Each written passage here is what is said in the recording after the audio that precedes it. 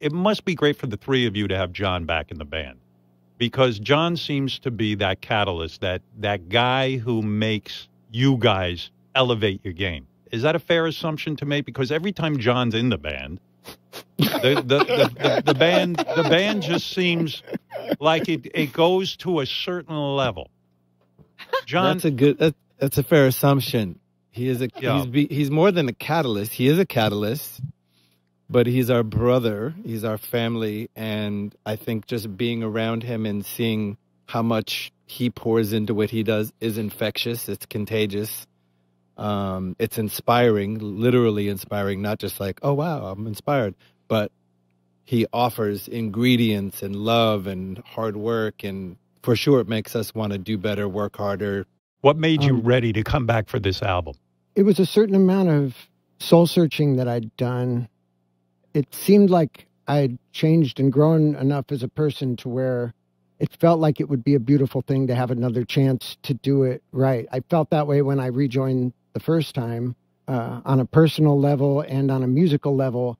I had some new ideas about where I thought those relationships could go, and it was the same thing this time. I was seeing Anthony and Flea and Chad through a different lens than I had seen them through when I quit. Not that either time that I quit that it was specifically anything to do with personal, but, you know, having a personal relationship in a band is a hard thing. You've got to be in sync with four people, working as hard as they work, doing, you know, going where they go, doing what they do, almost thinking what they think. It's an intense thing to do, you know, and so I've found for myself that I've needed to clear my head of it and try to figure out who I am as a person. And I really wanted to have that closeness and that kind of vulnerable interaction with them again. It must have been really kind of a no-brainer, right? Or did you guys have some discussion and say, gee, could we go back, start working again together?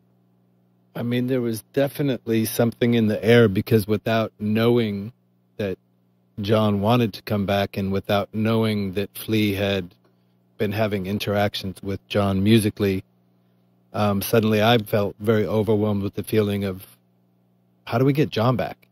And right. And Flea and I had a very classic moment where we went to each other to say something important, and he's like, I gotta go. And I was like, no, I gotta tell you something.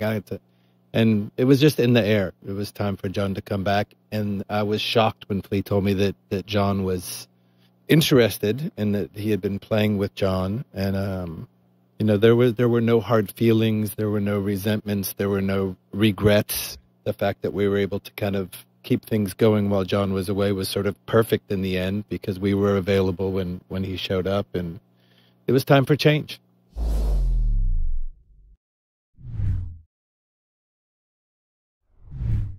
You guys are particularly good at covers. The fact that Higher Ground became such a big hit. Did you have to go to Stevie Wonder and say, we're going to do your song? Do you have to get permission from him to cover it on an album? Flea was saying what a good idea it would be to do a heavy metal version of Higher Ground, you know? That was your idea. And you were like, because it was in the 80s when there was so much bad heavy metal, and Flea was like, heavy metal can be so rockin'. You know, we definitely weren't thinking like, let's do a really, you know, ambitious, courageous thing, you know? Like for us, it was just like, sounds like a cool idea. Let's try it, you know? You're just curious, like, you know, what would happen? Yeah, what would happen? Yeah. And this is what happened. Listen to that bass line. Flea, you show off. You listen to that fucking bass line. And then the drum kicks in. Oh, that's so nice. It's very trippy.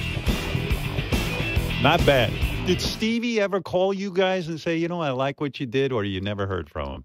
I actually saw him not too long ago with a good friend of mine, and he came over and he said, hey, Stevie, what did you think of that, of Chili Peppers? Did you like the way they covered Higher Ground? He goes, I like the publishing checks. I had a funny experience with him once in a hotel lobby in Detroit. What was that experience? What happened? Well, it was more like someone called me and said, a road manager or something, said Stevie Wonder's in the lobby of the hotel. And I was so excited because it's my hero. I love Stevie Wonder. one of my greatest heroes. And I ran down to the lobby to try to say hi to him, thinking maybe he'd talk to me because of the cover and stuff. And he was sitting there, and I walked up to him, and I was like, Stevie, hi, I'm Flea. I play in the Red Hot Chili Peppers, and, you know, I just wanted to say hello. We played played your cover, and, you know, and I love you. And I kind of waited, and I felt awkward, and a minute went by, and I said it again. Well, I just wanted to say hi, I'm Flea, and, you know, anyways, you know, your music means so much to me, and anyways, have a beautiful day. I didn't know what to do. I was just kind of, and I thought, you know, and I kind of, like, another minute went by, I got more and more awkward, and he said nothing, ignored me, and I got ready to walk away, and I was kind of walked away, and he goes, are you one of the members? And I was like, yeah, I'm the bass player, and I kind of thought he was like kind of gauging to see if I was full of shit or not, you know. He was like, oh, okay. Hi, would you guys play my fundraiser next month for the or something? I can't remember. And I was like, you know, however we could be of service, you know, Stevie, if we can. And I can't remember. Then we chatted for a minute or something. But since then, I've met him a number of times, and he's always been really generous of spirit and kind and engaging.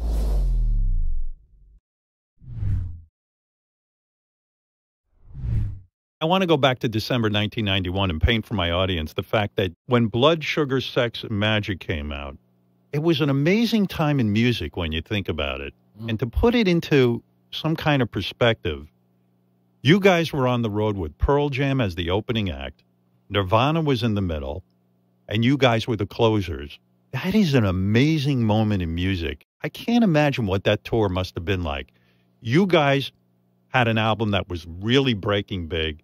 Pearl Jam was coming out with 10, and Nirvana, we know what happened with them. What was that tour like back then? I remember just feeling like, you know, they're good bands, but Nirvana, that they were really carrying a heavy magic with them. Like just this feeling like they are a powerful entity to be respected. When we were playing together in, you know, 88, 89, like when we were still playing in clubs, it really felt like a life or death thing that we had to succeed at what we were doing, you know, like not just commercially, but like our shows had to have an energy. Our shows had to move people. People had to be dancing, you know, like our styles were in large part developed because we were under that, we put ourselves under that pressure of wanting to be good. Oh, that's good. That's incredible. You know who was good?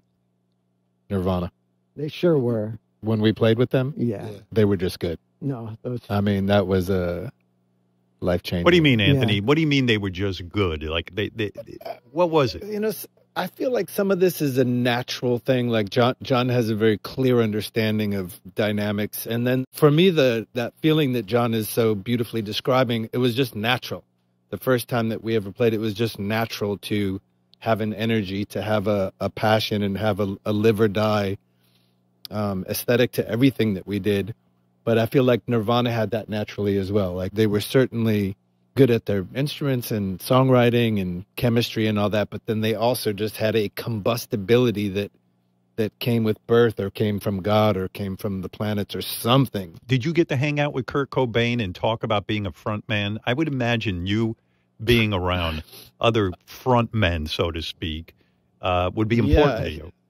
I mean, I was usually pretty nervous whenever I was hanging around with him, just because I was in awe, and he wasn't the type who wanted to discuss being a front man. He was just kind of shy and in his energetic state. But Flea and I had some nice moments with him at some MTV show where we snuck away and went backstage and just sat with him while he was getting ready to play. And that was a nice experience. What was unusual about it? That he was sitting and playing and kind of loose as a goose, and like loose. Feeling he was loose, and warm and inviting and relaxed, and it wasn't like he had been on tour for a long time and was all, you know, emotionally chaotic. He was quite within himself and said, "Yeah, come and sit." And yeah, he was a beautiful dude, and he left us with a ton of unbelievable music and energy.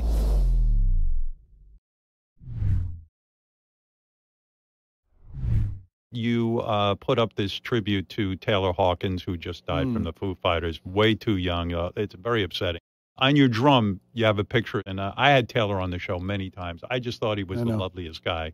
Yeah, Very. he's beautiful, and I'm gonna, we're all gonna miss him, and so yeah, just a little tribute, and I love him.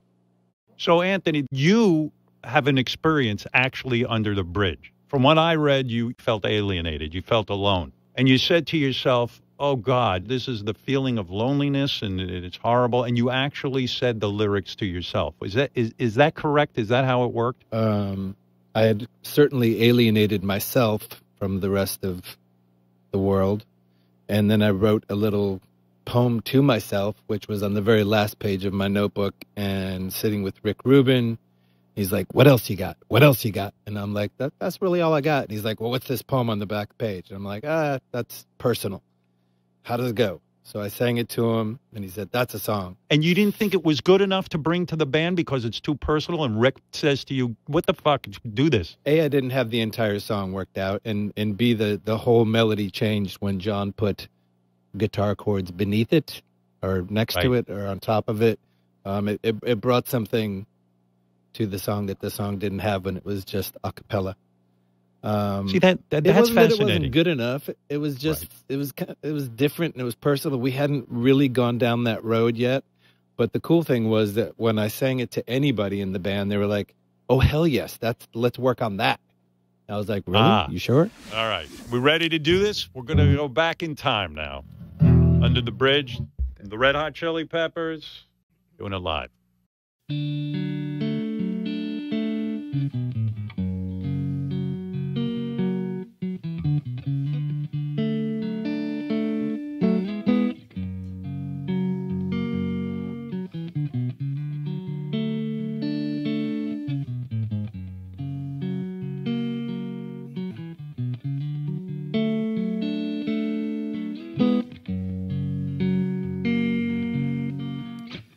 Sometimes I feel like I don't have a partner.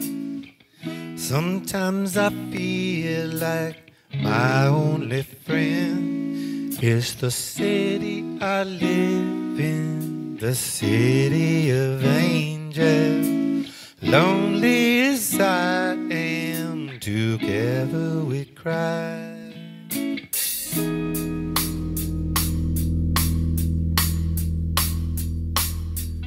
I drive on the streets 'cause she's my companion. I walk through a hill 'cause she knows who I am. She sees my good deeds and she kisses me windy. Well, I never worry, now that is a lie.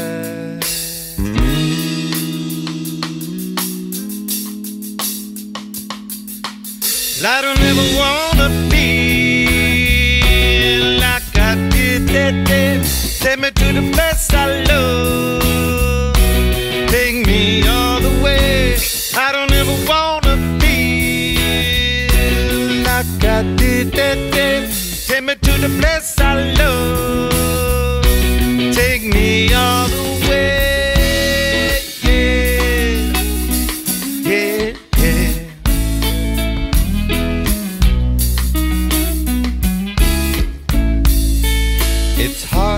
Believe that there's nobody out there.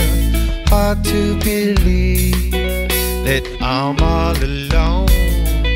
At least I have her love, the say that she love me. Lonely as I am, together we cry.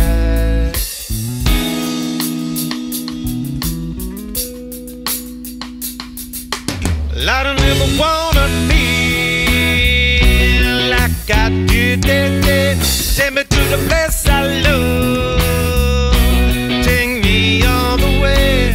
I don't ever wanna feel like I did that day.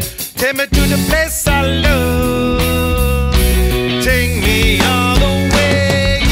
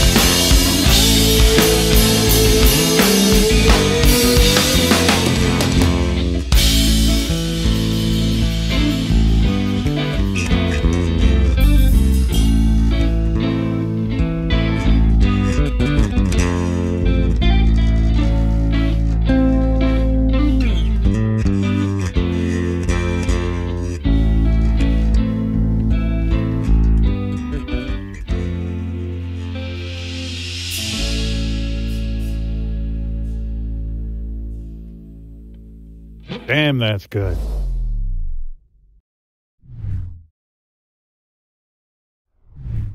Anthony, what's this song about? These Are the Ways. I mean, can you give us any background? Can you talk about recording it? What can you tell us about this song so we know something? I can tell you that John had come into a rehearsal early in the writing process when we were just kind of getting to know each other again in a songwriting kind of a way, and he had this beautiful arrangement that was different, and it almost felt like a classical orchestra because it just kept crescendoing as the song went further. And really all I had to do is fill in some lyrical blanks because John had suggested a lyrical melody. Yeah, and sort of an approach. And all I do is listen. I listen. My job is to listen to what they're playing and then go drive around in my car and listen some more and wait until some words start falling out of the sky and into their place, and then write them down and kind of refine it a little bit. But it felt like planet Earth and the United States of America in general were going through a bit of an upheaval, a redefinition of sorts, and a moment to take a look at ourselves and see who the hell we had become, and was that okay? So without being heavy-handed or taking either side, I was just like, let's have a look at ourselves right here. This is who we've become, and it's also got a little bit of Who in it. The Who. I feel like we Channeled the Who. We channeled the Who a little bit. Surprise! It became more Who-ish, but the initial inspiration for it for me was the Sparks album Propaganda. Okay. Yeah, that's where that makes sense. The idea came. This is a song called These Are the Ways. Make me a fist, Purple Mountain Road that I can't miss. Have we all had enough? Have we all had too much? Lost in a dream. Please step down from your bullet machine. Can we all back it up? Can we all give it up?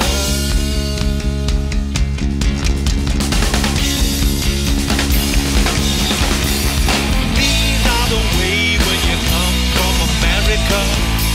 The sights, the sounds, the smells. These are the ways when you come from America. I don't want to die, and she's gonna take a care of you. I just want to thrive, and there's gonna be hysteria.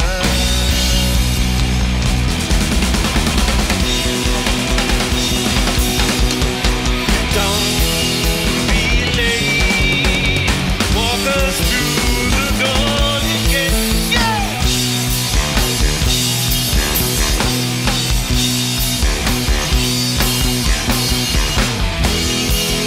St. George, singing for their own reward.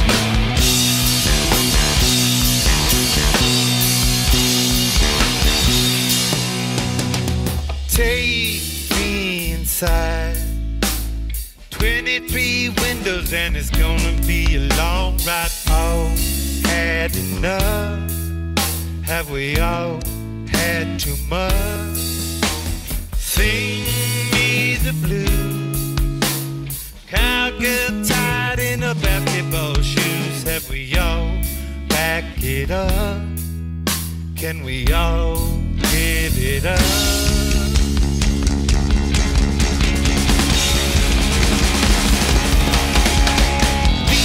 The way when you come from America, the sights, the sounds, the smells. These are the way when you come from America. I don't want to die, and she's gonna take the care of you. I just want to thrive, and there's gonna be hysteria.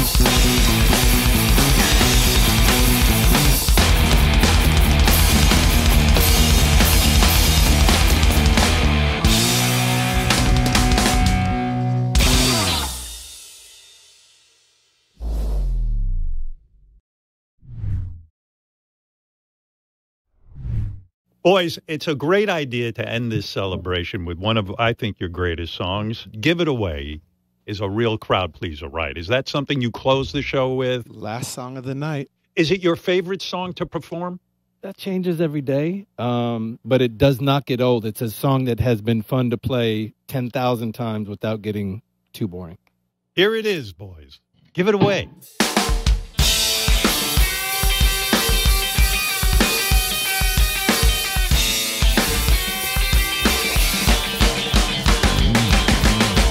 What I got, you gotta give it to your mama. What I got, you got to give it to your papa. What I got, you gotta give it to your daughter. Do a little nothing, then you drink a little water. What I got, you gotta get it, put it in you. What I got, you got to get it, put it in you. What I got, you gotta get it, put it in you. Feel it with the feeling, don't stop, continue. Realize I don't wanna be a miser. Confide, so now you be the wiser. Young blood is the leaven of riser. I come with the side, wanna keep it like the Kaiser. Give it away, give it away, give it away now. Give it away, give it away, give it away now. Give it away, give it away, give it away now. I can't tell it from a pickle or a bomber. Pretty little people in the sea of distress. Keep your mouth to receive your left. On the breath of material excess. Love is free, love me, say hell yeah. So proud that I rock a little know-how. No time for the piggies or the wood scout. Getting on, getting down with the power. Never been a better time than right now. Bob Marley, poet and the prophet. Bob Marley, told me how to off it. Bob Marley, walking like a dogget. Goodness me, can you see I'm gonna toss it? Give it away, give it away, give it away now. Give it away, give it away, give it away now. Give it away, give it away, give it away now. Oh, oh yeah. Give it away, give it away, give it away now. Give it away, give it away, give it away now. Give it away, give it away, give it away now. I can't tell them, but I'm giving no buffer.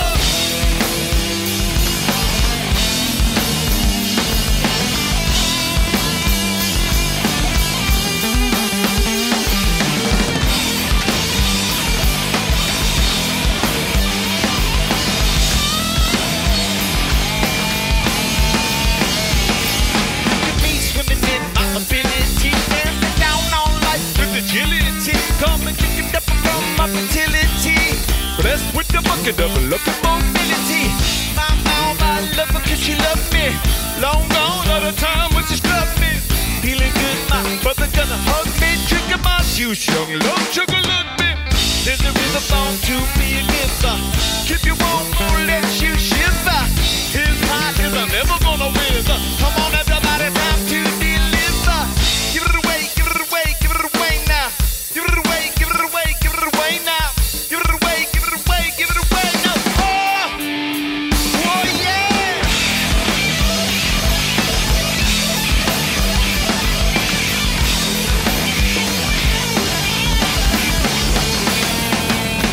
What I got, you gotta give it to your mama. What I got, you gotta give it to your papa. What I got, you got to give it to your daughter. Do a little nothing and you drink a little water. What I got, you gotta get it, put it in you. What I got, you gotta get it, put it in you.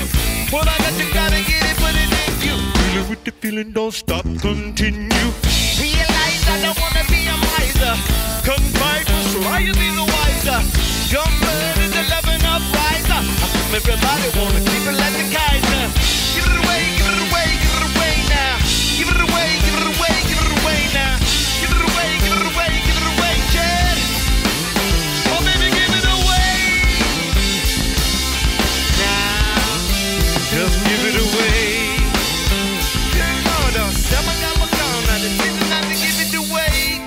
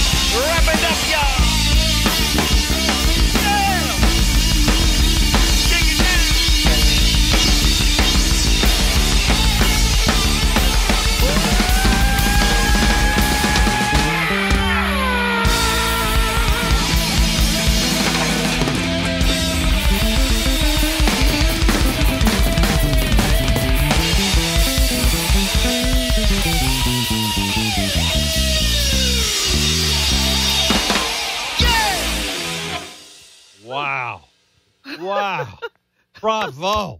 Thank you, Wow. Howard. Thank Holy you, Robin. mackerel. First of all, Flea, you got to go on Dancing with the Stars. You would win the fucking golden ball. I'm telling you.